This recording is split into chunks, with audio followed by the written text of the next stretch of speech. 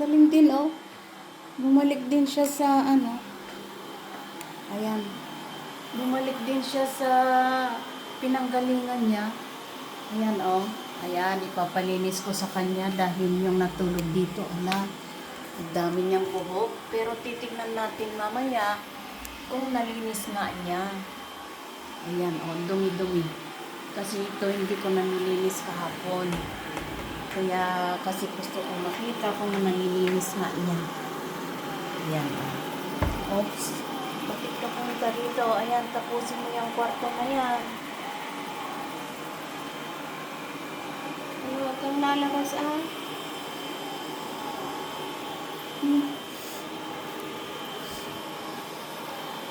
Uy, nakuha nga niya, oh. Tingnan niyo, oh. Ang ganda. Nakuha nga niya yung mga buhok-buhok, oh. Tapos minamap niya talaga, oh.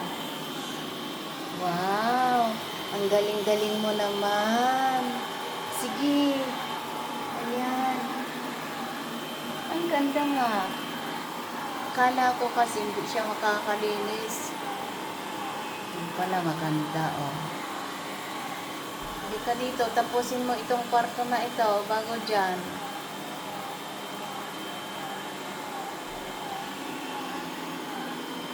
Oh, diba? Ayan, makukuha niya yung mga buhok na yan, oh.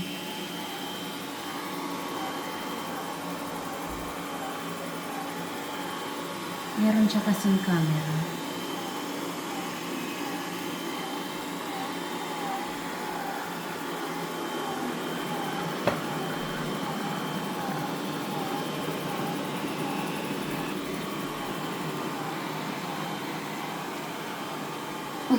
Mayroon akong bag para na ring laruan.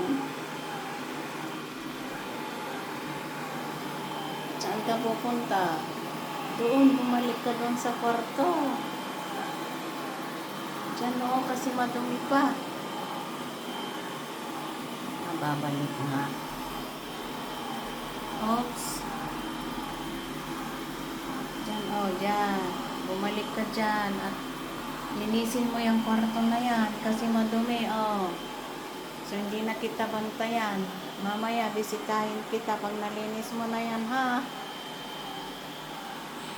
Allah. Oh. Kukuha nga niya, oh. Oh, tingnan nyo, oh. Malinis. Nandoon, oh.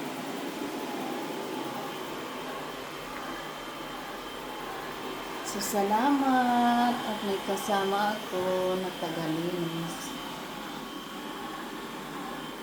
Ayan, balikan ko na lang siya mamaya. Tapos pag babalik siya dyan, oh. Isa, tapos aalis na naman. Dyan.